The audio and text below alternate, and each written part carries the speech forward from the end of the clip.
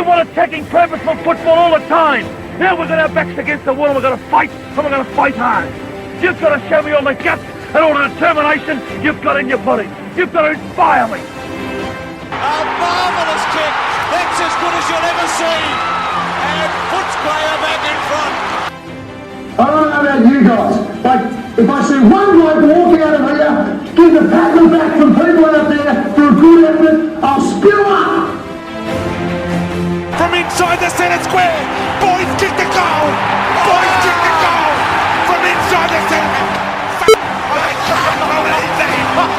Hey Pack, welcome to Danny Boyd, a podcast about the best, greatest, most wonderful football club heretofore and evermore. That's the Footscray Football Club, Proprietary Limited. They trade as the Western Bulldogs. I'm Danny McGinlay. He's Tom Boyd. Hey Boydie, what are you most excited about right now? Let's start positively. Us winning this week, I think, would be nice. That's pretty good. It wasn't the worst possible way to start the season, but you know, it could have only been worse if we'd lost to like a much worse team, I think. So. Incorrect, my friend. The correct thing you're most excited about is my comedy festival show, which we said we'd plug right at the top here. That too. It's called Hard Nut. It's at the Melbourne Town Hall every Monday during the comedy festival, 9 o'clock. They've given me a bigger room. So the way the comedy festival works is there's a bit of a hierarchy. It's always pretty tough on the mental health of comedians. But I'm in the town hall for the first time in my career. That's like getting into Rod Laver.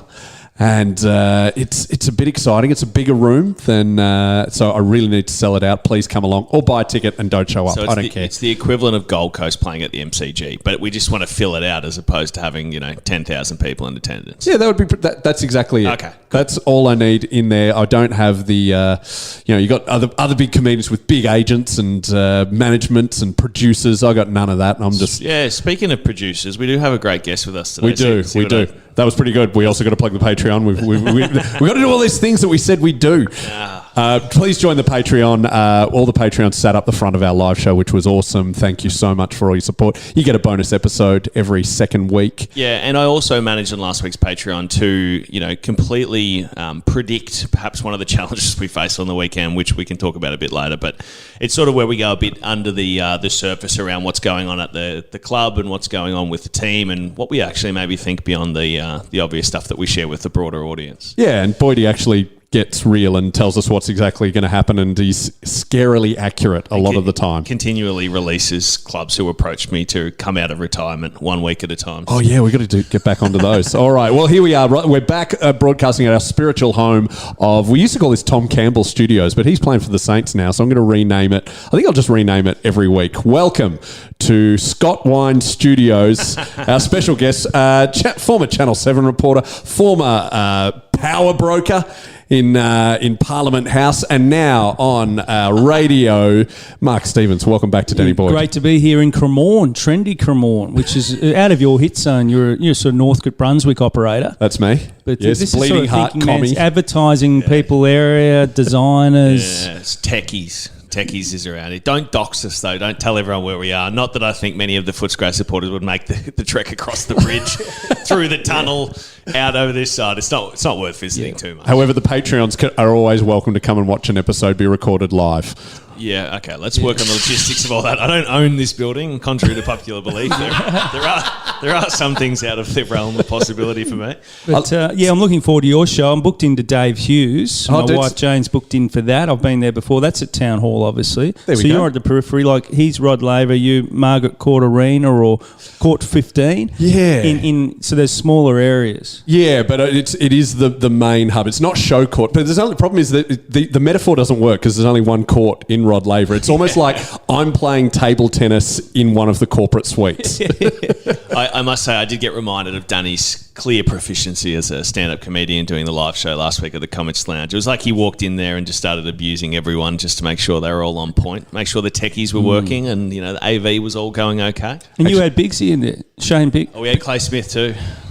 Both. Never forget. Hashtag never forget. It was so obviously awesome. He ran through about what he did over in that outer forward flank there, about 5 or 6 second efforts. He made us replay it several times. Yeah, and we also got reminded that Shane Shane didn't have the greatest run into the grand final. I think all the quarters we showed, he might have had a collective 10 touches across all. It was kind of like we stitched him up. And the other thing we did is we kind of stitched Clay up too, because Clay had such brilliant starts to that prelim in particular, and we didn't play any of his goals except for, I think, maybe the Hawthorn game. He had a couple of shots. All left foot curlers, Clay Smith, from the same pocket. He had that sort of hook leg. Can I congratulate you, Mark Stevens, for describing a left foot kick without using the word silky? That is so rare in this day and age. He wasn't silky. No, he wasn't. He's one of the rare left footers that sort of is mechanical and they hook sort of, but he wouldn't be good from the opposite pocket. But he found a way. I think he's probably the only guy that I would justify being able to have a snap from directly in front. It's been a real bugbear of mine watching the games on the weekend. If you're in between the 45-degree angles directly in front, you can't snap the ball. Really? Why not? I always found, I didn't play as much as you. I always found I got more control from a snapshot than a drop play pass. as much. Didn't play as much as Boydie. No, but if you miss by a centimetre or two or even a millimetre, you can hit the wrong side of the ball. You've got to hit it sweet. The other thing is it's just a perception thing, right? Because if you're lining up for goal and you're on an angle, you're kicking the ball where you want it to go. But as soon as you get towards the middle of the ground, you have to turn your body away from the goals, which is just it's just a very, very difficult thing to mentally compute. And also, having watched the Rich and Carlton game, there's a few examples of why it doesn't work particularly well. But Bolton was one. He looked like he didn't want the shot, sort of looked to the skies and what am I going to do next? And then he telegraphed he was going to do it. The other one was Aaron Norton's now caught this habit, which I'm not happy with. I know that Norton's had some issues with his kicking, but didn't work on the weekend for him either. No, I think, I've said to a few people, there are some brilliant key forwards in the league at the moment. Naughty obviously being, my favourite. Number one. But they will never be as good as Tom Hawkins or Lance Franklin until they can kick set shots properly. Because those guys just became very proficient, especially Hawk. Hawk missed about 80% of his shots for the first 6 years of his career, and then he became a dead eye, and look where he's ended up. It's such a demoralising thing, missing easy shots on goal. Man, well, let's get straight into the elephant in the room of the Demons game. I believe the theme of our discussion will be, what the hell was that? Second quarter, we were looking pretty good. It was, but Bont missed a set shot, Nort's missed a set shot, Jamara missed a set shot, and Melbourne, we know, are so good at just breaking us psychologically, and they were kissed on the dick. They just got every time they got it forward, they would manage to get a goal. Everyone was I don't know if it was said at either of your companies, but my son did say, wow, this is a lot like the grand final, and I may have yelled loudly at him and he may have cried, but it was triggering. Well, at one stage the ball bounced over someone's head in the goal square, went straight to Ben Brown. That was remarkable. Yeah, but that just summed it up in a lot of ways. Pickett got a bit of a soft free inside 50, another free out of the middle, and it all suddenly turned. And they made goal kicking look easy. They were just slotting them from everywhere. Ben Brown kicking bananas. And again, our guys at times, even Bont misses a lot of set shots for a player of his quality on the run. Fantastic. I think Snap's fantastic. In general, the Dogs tend to work hard for the goal. And you've seen so many times in games where dominating inside 50s, get to sort of 2 goals up and think should really be 4 goals up. Yes. And this happened again Saturday night, and then bang, the other end, 4 or 5 quick ones the other way. Yeah, I suppose when you're watching it though from afar, you do tend to think, it's just luck. But then when you actually look through the statistics of the game and people who are involved, 9 of the bottom 12 players in terms of disposals thereabouts are all Bulldogs players who had 10 or less touches, didn't get involved in the game particularly well. Obviously losing Liam early, but then you also, you double that with the fact that they were light on, Melbourne. They were missing probably 3 or 4 of their players who would have made our life much harder. Well, 4 of the top 10. So you had Salem out, obviously Viney. Fritsch and Stephen May. And May, so all premiership players. And all the ones who give us help.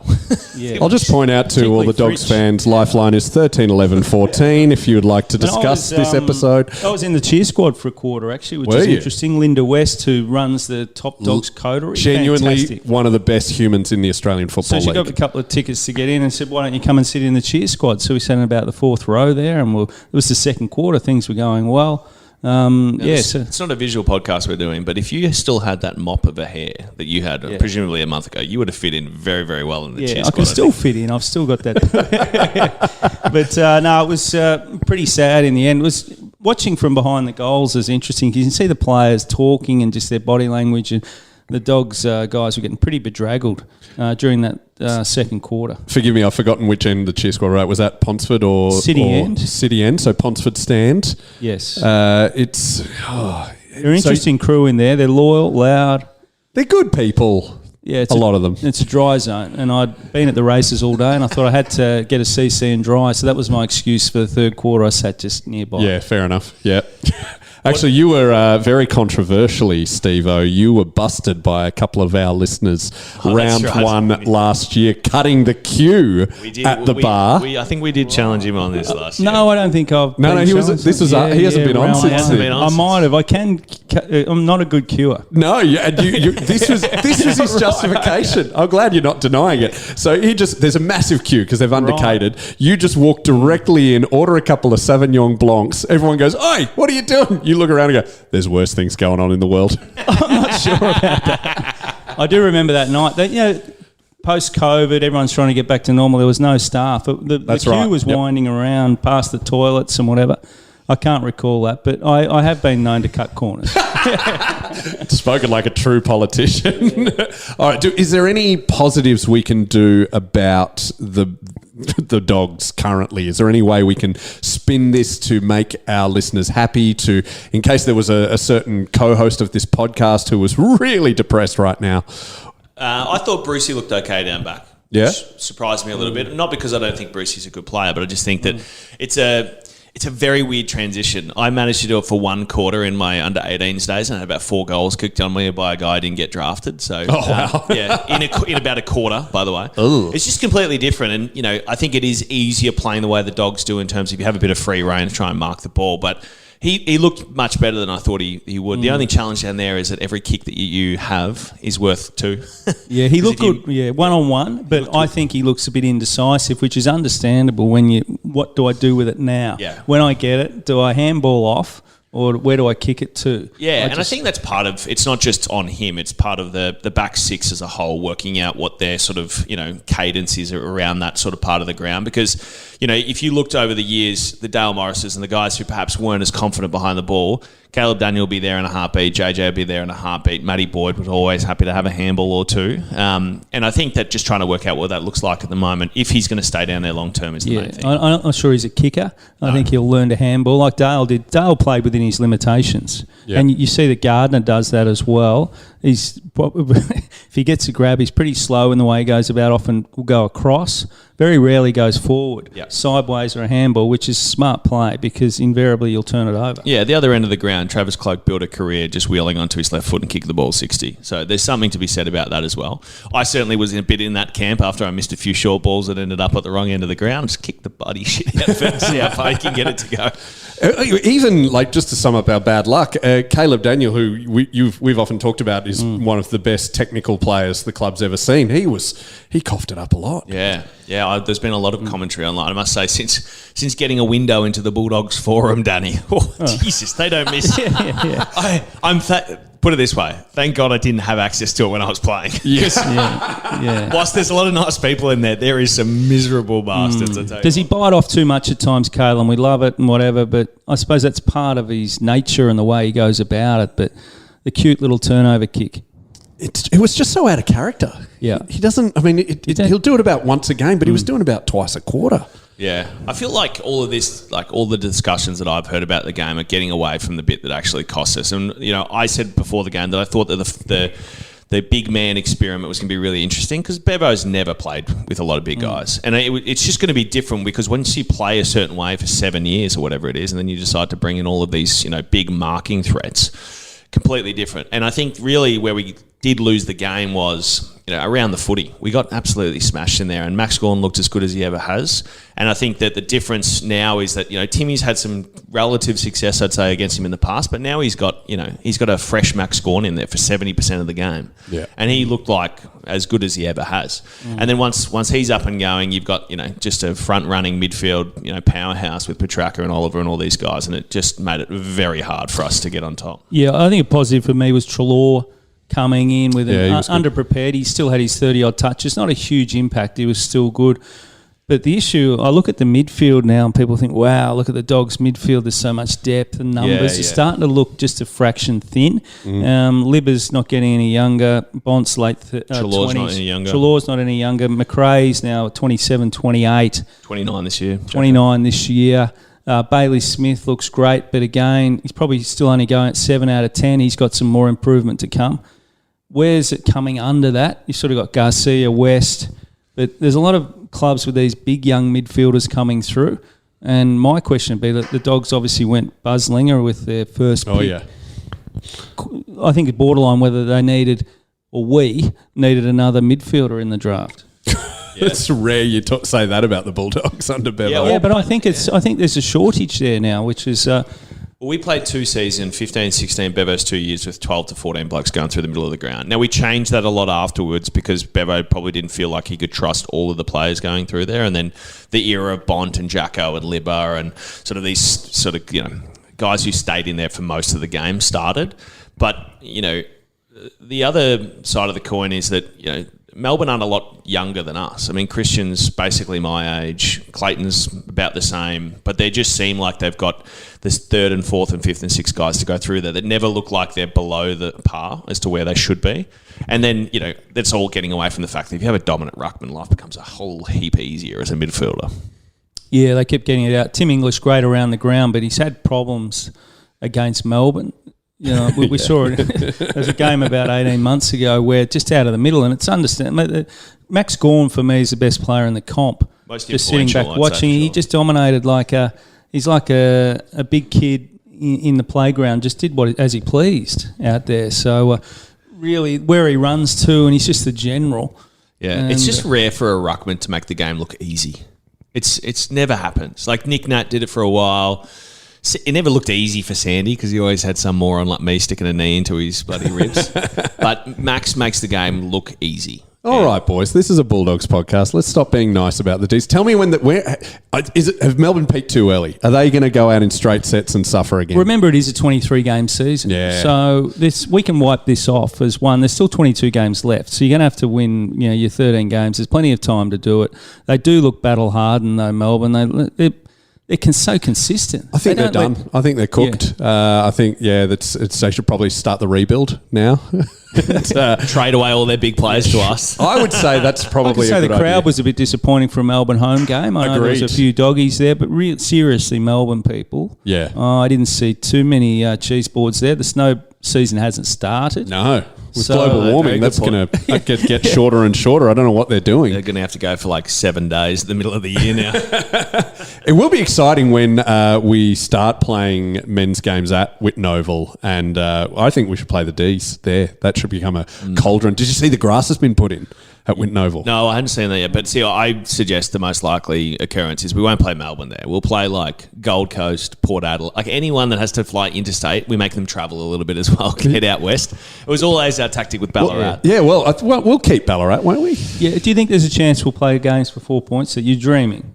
Oh, yeah, of course I'm dreaming. My whole life is dreaming. Great. No, but it'd be the ultimate dream. Yeah. For me to go back. Yeah. I was there in 87 for the... 97 for the last game. Yep. When we bullied Michael Gardner. It was just sensational. Welcome to Footscray. But if you could get back there, it's worth another 8 points a season. There's 2 games you'll pick up. Absolutely. If you go to Ballarat, it's still a bit of a lottery. It's windy there and you get the wrong day, and you saw what happened last year. Oh, those bloody crows. Caleb Daniel turned one over. Sorry, Caleb. We do love you. We have had a good run in Ballarat, but also I think that playing a game at Whit, not all fans are worth the same amount, right? Not all memberships are worth the same amount. The people who turn up to a game at Whitten Oval are they're the heart and soul of the footy club. You two included. They are us too, and I wear this with a badge of honour. People like Stevo and I, ferals. Yeah.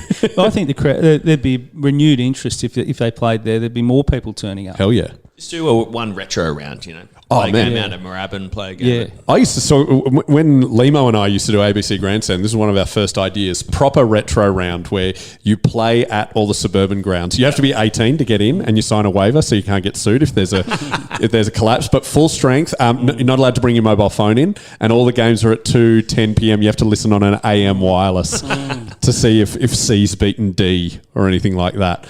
Yeah, it'd be amazing, wouldn't it? Imagine that place lighting up with the new stand and all that sort of stuff. It'd be great. This is surely the long-term goal. It is a very concerning thing that we're talking about future games at Whitten Oval as opposed to the season ahead, given where we were at after the first round. Well, I think we should move Saturday night's game against St Kilda. I'm bullish about this game. I think with the roof on, the Dogs will be up and about. The Saints have got a couple more injuries, and Bulldogs match up pretty well. There's really no excuses at all. You say we match up well against St And we Kilda. have lost them a lot in the last few years. We always struggled against Ross Lyon's St Kilda. Something about Ross Lyon, he's just he just notches up wins, and last week wasn't pretty, but it's just a notch on the board again. It's not pretty should be the name of his autobiography. Yeah, he's not. He's relying on the win column to bring in the fans, not the style of play. Let's be honest. So how would we? So are they're going to be very nullifying, and it's going to be a dour affair. What changes would you bring in, Stevo? You're in the coach's box. You saw what happened last week. What are you telling them tactic wise? I wouldn't change a lot, to be honest. I think you have to go in with what you've really been planning all summer. You can't throw it out after 1 week. Good. So obviously no lob, which I don't see as a huge issue at this stage. It's only one tall less. Some would argue he barely played on. But he was carrying an injury, so it's my info understandable. was he probably shouldn't have played. He had a jab in an ankle and it was really sore, could barely run. So what was it? Floating bits of bone in his ankle? I've had this. It happens all the time. That sounds. I had one out of the back of my ankle. It's actually a good thing because it's a very quick turnaround. Okay. Because you can imagine bone attached to bone is bad because you need to put stress through it. But if it's floating, it's more just like swelling and inflammation that it. So they go in and flush it out, a little bit of a spray gun, and just wash it out. Is that? What Well, they they get in there with tweezers and basically pull it out with a scalpel. Do they put it back, Depends or? where it is because if he's playing, he's only taken a week off. Is that right? I think he'll miss 2 or 3. 2 or 3. Yeah. But that's still very short for a floating bone. So it must be something quite insignificant that is causing a lot of irritation, basically. Yeah, I think we. Yeah. Well, Josh Bruce played well down back. Do you now throw him forward again to try and test them out? You're probably going to have to need him. A lot will depend on whether Liam Jones plays. Yeah. As we're recording this, that's still up in the air. He'd probably get up.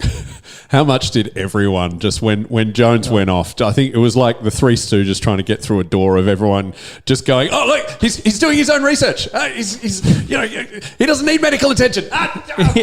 Everyone just said it in unison. Yeah, no, he's a good pickup. And I've watched him over summer. He's just been fantastic with that intercept marking, which the Dogs often haven't had. They're more spoily type players. Well, in recent years, definitely. Yeah. I mean, since Easton sort of lost his spring, pretty much, we've lost a lot of that. And Keith was pretty good for a bit. Yeah, he was. Not to the same degree that I think Jones will be. Jones is a bit bigger, a bit more mobile, probably less of that lockdown play, and provides that sort of help in front of the key forwards. I love Keith. I reckon he's been a huge pickup. Just at the moment, just looks low on confidence. I think he needs a couple of games to get up and running. Yeah. Just looks a fraction shaky under the footy, Keithy, but I think he'll be right this week. Could Toby McLean go through to the midfield, or is he still just going to be used on the wing and the forwards? Well, I was really interested to see that he was sub on the weekend, right? He was. Yeah, he came on, did all right. Didn't do a lot, but he didn't spend that much time on the ground. I think the fact that Toby's gotten himself into the best 23 is testament to how hard he must have worked and how well he must have played over summer, because you don't get put into that position, by way of chance, specifically after 2 knees in 3 years or whatever it is. But for me, 2 years and 3 knees. 2 knees in 3 years. Is it in right? 3? Yeah, in 3. Sorry, I thought you said 3 knees. No, 2 knees. Three is curtains, I think, for most people. I don't think they'll change a lot. But yeah, it'll be interesting to see what the out of it. They won't bring another big guy in. There's no way. No, I'd be looking at... the trouble is all the injuries that the club's got, the little zippy blokes and small forwards. So Waitman, Vandermeer, Arthur Jones, who was going to debut. So it's the 3 small options who Bevo likes to use in the forward line. So they're light on for... They've got either giants or little blokes in defence and not much up forward. So Anthony Scott's sort of not really a crafty type forward. So they lack that... And he doesn't have that pace that those other boys have, probably. So Riley West, I sort of scratch my head and think, how is he not in the best 23 Agreed. And Garcia, I think, needs a chance. So they're going to have to look at those two guys, I think. Riley West was great in that preseason match against North Melbourne, admittedly against North Melbourne, but I thought he was looking pretty good and he's bulked up a bit. He was looking nice. Latham Vandermeer, we often have insider information because he walks his dog near where Boydie does. Have you seen him around? Haven't seen him since he broke his leg, right? Yeah, I think it was just a collision of training. He's had no luck at all. No. Really, hamstrings, ankles, broke. Did he do a knee too? Yeah, he might have had a knee as well. He just needs to run at it. He is genuine. I remember Lath's first training session.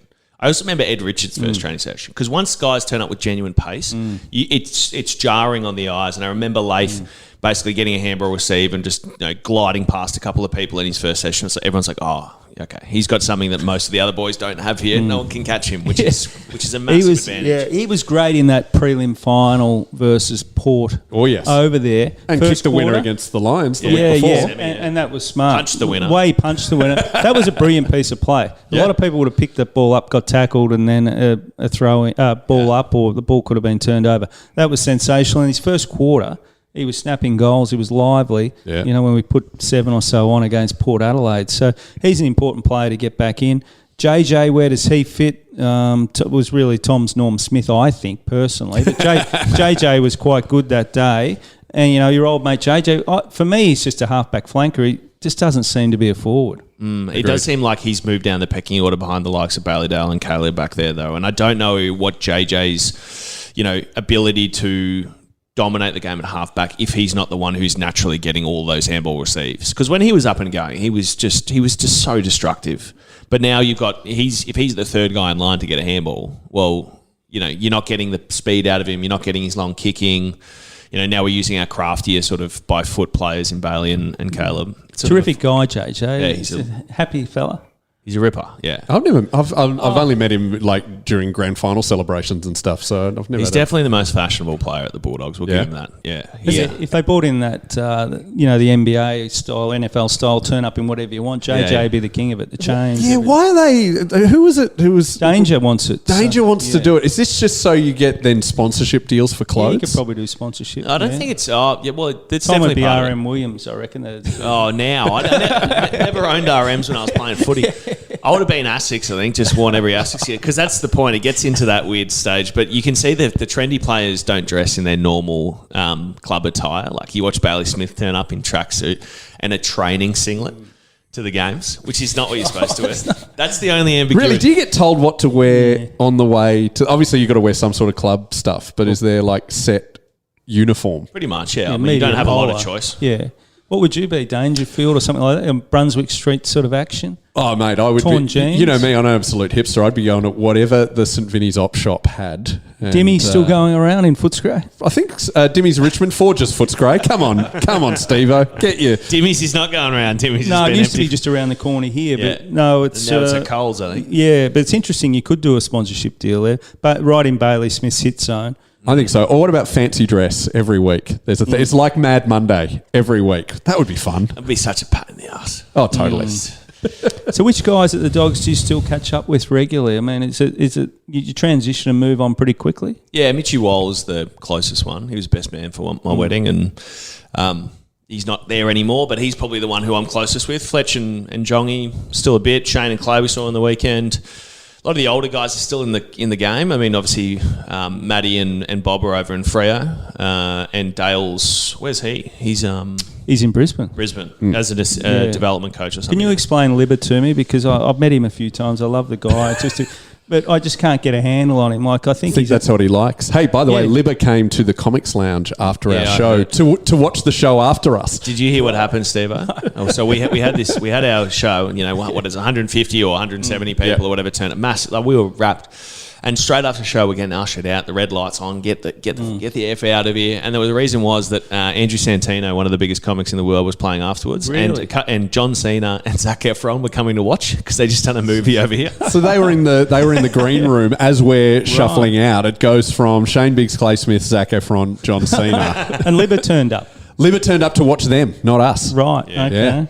What if she could have done a double header for her? He could have. Yeah. Mate, Libba unfollowed me on Instagram. The day he followed me was the best day of my life, and occasionally you just check, see if you still follow. Couldn't get. Wasn't he an ATAR sort of Devastation. 97 sort of operator too? I think he did very well. So he's a smart guy. He's just, Libba is Libba. There's no adjectives you can use other than Libba. Whatever you think he's going to do, he'll do the opposite. He's contrarian. But the thing is, on the football field, he is so consistent, Yes. so reliable. I'm worried we're gonna- Creative. And his handballing in particular. It's off-field obviously is far more random than on-field, but on-field you wouldn't get a more reliable player. You would be, I've said this a bunch of times, but if football teaches you nothing else, it's how to connect with people from all walks of life. I mean, we had guys who, come from the country, deep in the country, perhaps didn't care about school. We got guys who were Ivy Leaguers who went to St. Kevin's and all that sort of stuff. And everyone in between. And, I think Libba's ability to be such a great part of the training and the club and the games, obviously, it's remarkable. And he's way more easy to get along with than you'd probably think if you see him wandering around Brunswick, with a bucket hat on. But to your point, he's probably one of our, if not our most important player for a large part of the year. I would say so, yeah. Weirdly, I don't think he's the sort of player that Bevo ever would have drafted, but he was already there. So he's like an X factor. Yeah, for a couple of years back with that knee and whatever, he was on the outer, and Bevo's messaging at times was a bit grim, saying, look, we don't expect too much from Libba, we're just going to have to wait and see. So the way he's turned it around, he's obviously he's had 2 knee recos and some degenerative sort of action with his knee, but whoever's fixed up Libba, it's because he's got that funny running style, but it's effective. Well, I think to his credit, Libba's fixed up Libba. I mean, Libba's worked very, very hard on his body to get it to the place where it can cope with it. Because once you do a knee, it's never the same. Everyone will tell you that modern technology and all this stuff, it's not true. ACLs are ACLs. And once you tear it once, the likelihood goes up astronomically that you'll do it again. And that Libba's playing, he's played 2 years straight, basically, without any issues.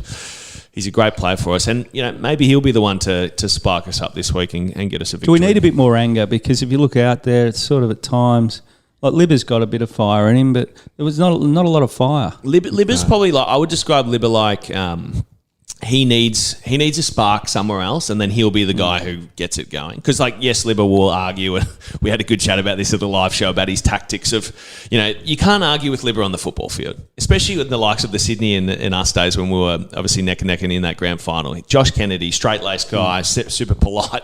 Libba would argue with him, and Josh just wouldn't know what to say. Because how do you argue with a guy who's nuts? We almost need, to quote one of the great cinematic masterpieces, we need Henry Winkler to be firing up Adam Sandler in The Waterboy with a bit of rage in there. We need a spark so that Libba can get us all going. But, I think that I agree with your point. We just don't seem like we didn't seem like on the weekend we had that sort of spark around the ball in particular. And we need to take some significant steps forward because round 1 only counts for 4 points, which everyone always forgets. Yeah. But 2 rounds in, 2 losses, it starts to get dire very, very quickly after that. And so we need a win this week, basically. Have you seen the reports about Bevo's chompers too? That's interesting. Looks like he's had some veneers done. Oh, really? Not that I'm prepared to raise it in other, but it's been broken on, I think, the Sunday Footy show. I think you should go to a press conference and ask him about it. He's looking good, Bevo. So I missed the mo. I liked the mo. He looked good with the mo. It was aggressive, wasn't it? Yeah. It just the long hair, the whole chopper look. I loved it. You do have to wonder, what mental thoughts were going through his mind when he was like, you know what I'm going to do? I'm going to slick my hair back and I'm going to give myself handlebars. Yes. Yeah. Looked good. What message are you trying to send? And I'm going to wear a singlet at training all the time. He did that for a while too. The message is the mirror at his house works because he looked amazing. He still cuts his own hair, I think. So do I. He revealed that on Game Day, that show we used to be on. That's true. The show fell away after we left. COVID sort of killed it. We didn't leave. COVID killed it off. I'll tell you this though, Steve. I was at the front bar the other day where I work behind the scenes, and there was a couple of big name executives from Channel 7 watching the show. So I had to chat to them. I said, "Oi, bring back Game Day." I'm very blunt. Yeah. So you write the gags for the front bar and warm up the audience, and just make sure they clap at the right time. John Deeks warming up. That's right. On Game Day. Showbiz legend John Deeks, and they said there was rumours of bringing it back last year. And I go, yeah, I heard those rumours, and they go, there's still a trigger to possibly bring it back. And I said, pull that trigger. I need work.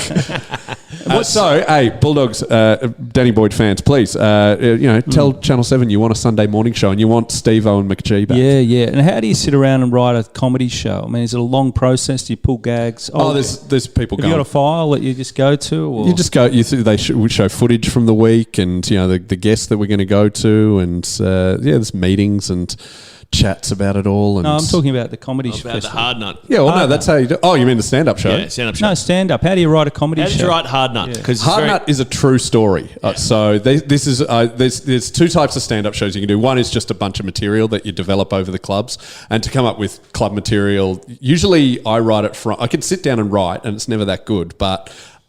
When I'm in a conversation with mates, you're just bantering and you say something funny, I'll just make a note in my phone of it and then retroactively try and turn that into a stand-up bit. But Hard Nut, a true story happened to me. So it's about my vasectomy that went badly. Vasectomies are very safe, very painless, 10-minute procedures. However, I apparently have, according to my urologist, very meaty tubes. So they couldn't tell which tube they were supposed to be going. So for 2 hours, I was there wide awake. The anaesthetic kept wearing off. And I swear it's a comedy show. And I lived every bloke's worst nightmare, but it's a lot of fun. It happened so long ago, it's a funny story So now. it's not a footy story. It's a vasectomy story. Vasectomy story. Have you had it? No. Yours? No? No, I'm not. I'm not keen. I haven't. No, I've. I don't think I ever will. Why is that? I'm just not keen. I haven't seen any need to do it at this stage. Do you think your partner was keen to go through giving birth? No, but Mate, step up. Yeah, You should do it. No, it's all right, mate. Don't worry. It's not compulsory. I haven't got it yet because You're still having kids. I'm arguing that I've got 2 to go, but Anna would probably argue that we're having 1 more. But that's up for it. But I do remember one of the funniest moments of my childhood is I remember coming home after school one day and I was looking for Dad and whatever, and he just had the snip done. And I walked down to our downstairs area where the TV was, and it's pitch black. And Dad's lying on the couch, looking miserable, and he's watching the 1989 grand final that he captain coached just to get some resemblance of his manhood back. Me and Dad laugh about that all the time. Was he iced up or? Yeah, he wasn't very happy, but he was, it was this rubbish footage from the back of a ute, looking out. I think it was a Coldstream or something. Mate, it was hilarious. Yeah, recovery is, a bag of frozen peas down there and half a bottle of bourbon. That's, and the great, because it's a procedure for bloke, there's none of this medical mumbo jumbo. They just go, drink some whiskey, you'll be fine. Don't shag for a few weeks. Dad had a lot of affinity for the regulations around medical procedures back in the day. You can't drive after a general. Yeah, it's optional. We'll be right. Do you know what's weird though? So forgive, this is getting a bit graphic, but 6 weeks afterwards, you've got to see if it worked. You have to make a deposit. But the pamphlet that came with that specifically said, "Do not use a condom." And I've always wondered, who was that for? Who thought they were going to catch an STI from themselves? Or did they finish in the condom and approach the doctor like a sad goldfish in a bag? Here it is. So what do you do with it? You mail it back like the bowel test? No, I had to go to the hospital and find the lab, and you've only got half an hour. And the clock was ticking, and we got bad directions. So me and my wife, thankfully my wife was with me, we went to about 5 different workplaces around the Mercy Hospital in Heidelberg and just accosted receptionists going, hello, do we leave? Ultimately, you've got to say, do we leave semen here? If this is not the greatest promo for a comedy show that I've ever heard, I don't know what it is. This place will be packed out. Don't worry about that. Well, speaking of day jobs, Steve, since you were last on, you've forayed into politics, and I really want to know what it's like. I love the West Wing. I love the thick of it.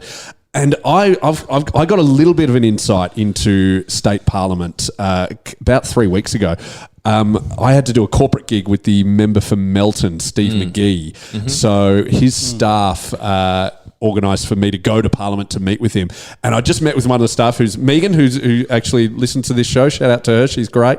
And she said, do you want a coffee from the Parliament House canteen? I'm like, hell yeah. I would love that. Had coffee. It was all good. And then we were supposed to meet the member, as he said, and he said, do you want to come into the members' lounge of that? And so I went, yeah, hell yeah. And I went in there, coffee, 10 times better in the members. Yes, there's like a cafeteria. There's a bar in there as well. Yeah. Like an old school little bar where there's a barman. So, yeah, no, it's a fascinating world. I was only in there for 3 months, but learned a lot. I wouldn't rule out going back in there. Was that enough, or you'd go back? Yeah, I enjoyed it actually. I thought it was. What was your actual? I mean, I know you're a head of media. Yeah, head of media. So relations. basically, if Michael O'Brien was doing a press conference, we'd run through what maybe the questions would be. These are the key messaging. Oh, good. Go down. So you're sort of sitting there pre-preparing, I suppose, and come out with ideas as well to try and get a grab on the news, like little.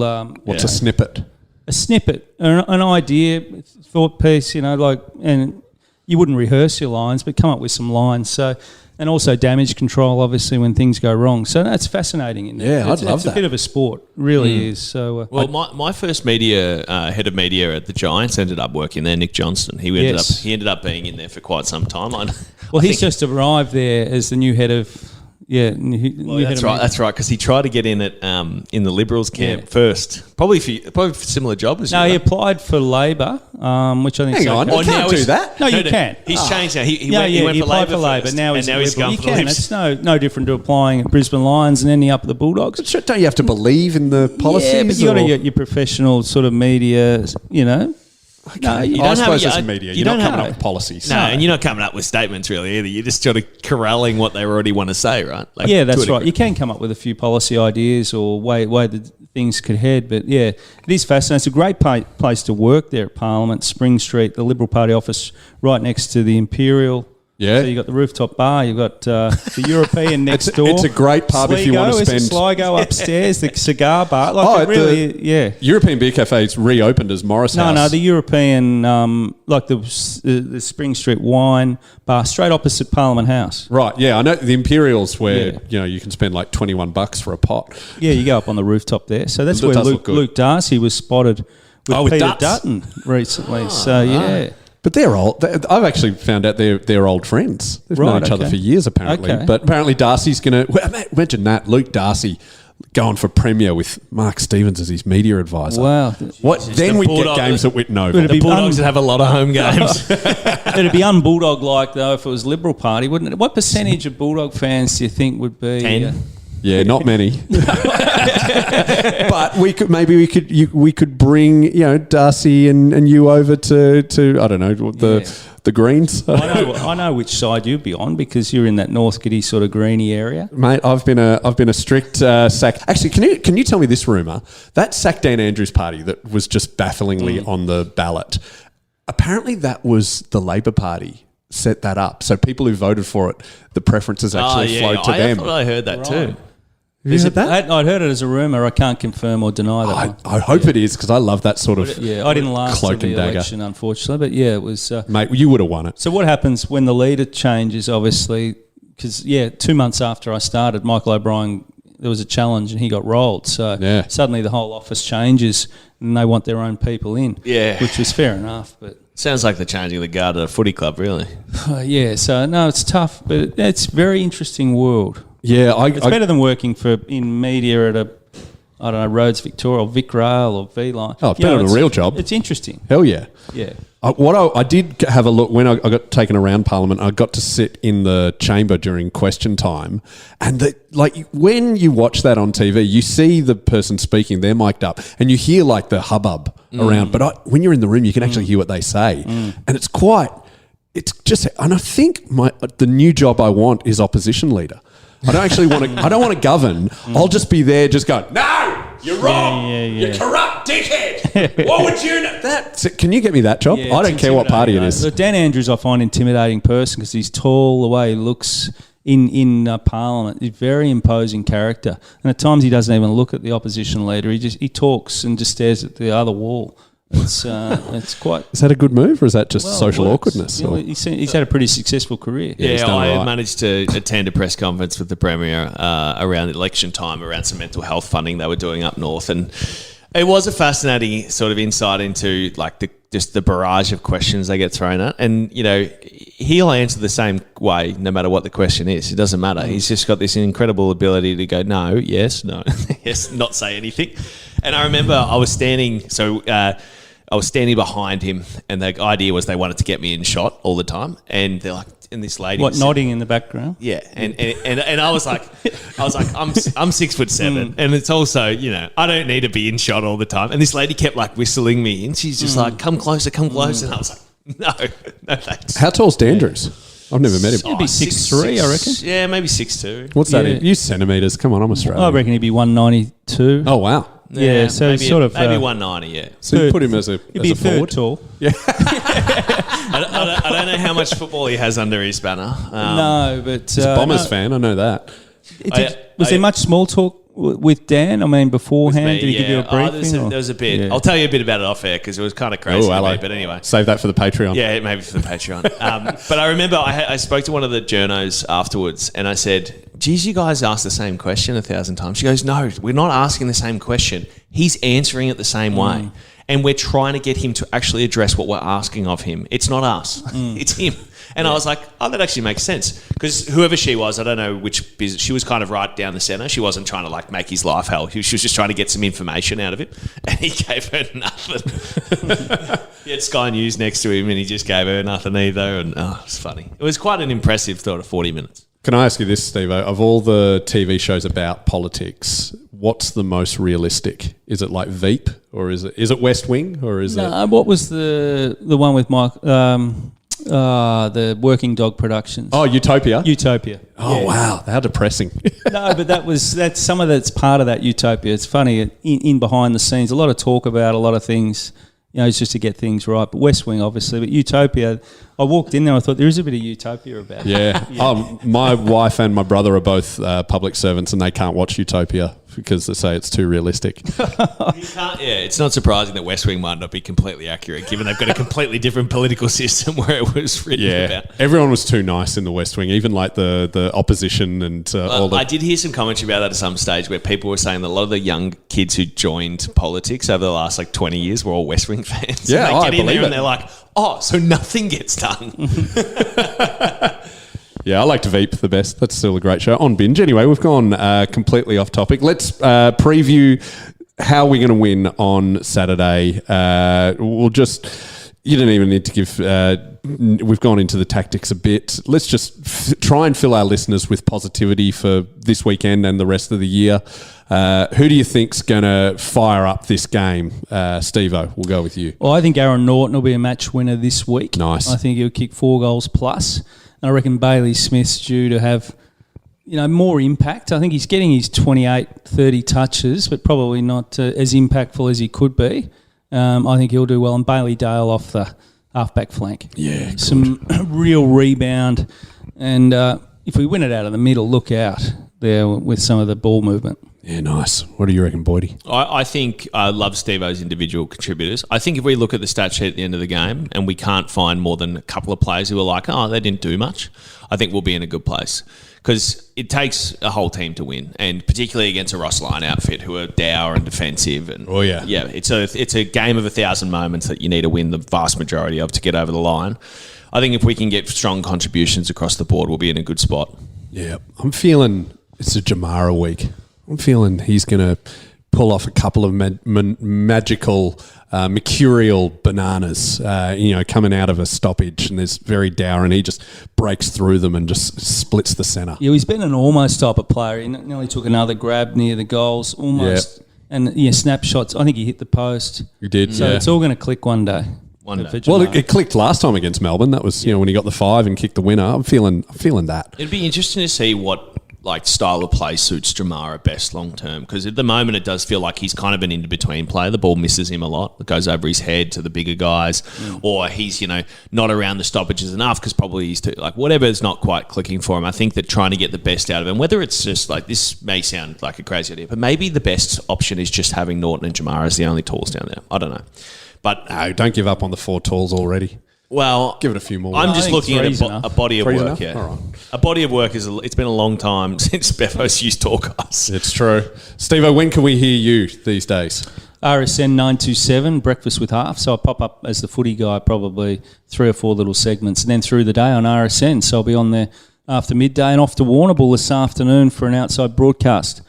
Hang on. So what time do you start? 6 a.m. in the studio. What time do you finish? 5 p.m. Gee, that's Yeah, long but I have shift. time 3 or 4 hours in the middle of the day where I can. But you got to be switched on. You got to be on.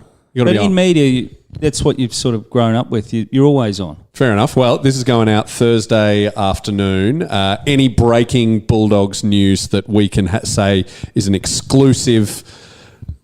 No, I haven't got a lot. I just thought, no. What about any political breaking news? No, only the fact that, Lob played sore, and that was no surprise. I think Bukakarmas was ready to go. In fact, he was almost in his gear. That'd be great. That's how close it was, the call that he played. I'd like to see Karmas come in. She's got a bit of X factor about him, pace. Strange. Why do they do that, Stevo? Why do they play people sore in round one? Yeah, well, it's a temptation, isn't it, to go in? There's been, a new recruit. Obviously, Lob would have a say in that as well, but it just didn't work out. He couldn't run, so... Round 14 in Ballarat is worth the same amount as round 1 at the MCG. Is. Did you get jabbed up much? Not during the year. No, actually, sorry. Fingers. I had quite a few fingers, compound dislocations and stuff. They get jabbed up. They were nasty. Yeah, Paddy Ryder did a number on me once. Actually, I woke up in the surgery for that one. Would you believe? Mid-surgery, woke up. Yeah, I don't think I've told that. We'll save that for the Patreon. That's as bad as my vasectomy story. Wow. But ankles for that final series. Yeah, ankles. This is Which huge. the final series? Mm-hmm. Wow. There's only ever 4 been weeks. one 5 final weeks. series. Yeah, true. That was the age old joke that I always tell people is against Pavs in Pavs' last game, that last round of the year in 16. It was I did my ankle in the end of the first quarter, went down, they jabbed me up. I was doing run throughs on the side of the ground. And they're like, called up the coach or whoever was up there, and they said he can't run, he can't jump, and he can kind of change direction. What do you want to do with him? And they're like, chuck him in the ruck. So I rucked the rest of the game against Sandy. Well, it worked. Actually went all right too, would you believe? Yeah. All right, well, we hope your team... final bit of breaking news, in case you didn't see it. It's been all over the Bulldogs media. Friend of the show, Nikki Callanan, is back at the Bulldogs Let's as go. a development coach for the Women's great. Cup Are the coming banners women's season. back? Banners are not back. So. Steve, we're going to start a petition, me I'm and you. flat. I love the banners. And I who's to love the blame banners for that? too. I mean, is it political correctness? Or Who's to blame? I think the... we were on a roll with the banners. I know. Well, Amit Baines is the man who sacked me, but from what I'm told, Bevo was worried I was firing up the opposition too much. I don't know, man. It was 5-6 years ago. We won a prelim in Sydney with the most famous one of all. Thank you. To make you feel better, I never read it wasn't like I read the opposition banners ever to fire myself up. You know? That's what I thought. Yeah, well, To make you feel worse, sorry. Don't worry. I've worked through a lot of therapy with this. All right. Well, listen to RSN every morning and throughout the day. Boydie, do you have anything to plug? You got No, any mate, gigs? Well, just come to the comedy festival then. Come to the comedy festival. Show's called Hard Nut. Would love to see you there. Don't want any non-Bulldogs fans there. And we'll see you next week for the Patreon, where we will find out when Boydie woke up during a surgery and any other stories that aren't fit for broadcast Text here. Stevo for some political advice. Yeah, I'll have some for you next time, guys. Go Dogs. I gave my childhood to that roar of the red, white and blue sea, and the knowledge that you had to love the Bulldog boys and me. 20 years on, I feel that longing hanging in September air. But the reason I go every week is to pretend you're still there. And they will find the glory one day, and I will throw it at your feet. It's a long, long road they're running for you, the dogs of Footscray streets.